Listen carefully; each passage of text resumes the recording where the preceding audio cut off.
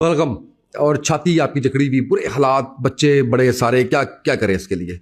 एक चटनी बताती हूँ अनोखी, ठीक है। चटनी खाएं और फिर ऊपर से गर्म पानी, कहवा, आप कुछ भी चीज़ ले लें, ठीक है, गर्म चीज़ कोई भी ले लें।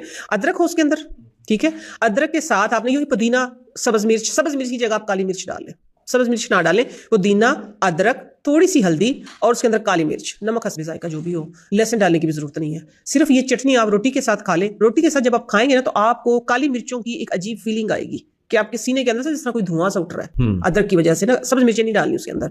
बाद में आप गर्म कहवा, गर्म पानी, कोई भी चीज लें। मैं कहती हूँ कि जो आप कह रहे हैं कि आपको सांस लेने में प्रॉब्लम हो रही है, एकदम से यूं लगता है कि खांसी के साथ बाहर आएगा सब कुछ, इंशाल्लाह उससे आपको रिलीफ मिल जाएगा फौरन से। ये अनोखा है, मैं बता रही हूँ। जबरदस्त, हाँ, ये जबरदस्त। बहुत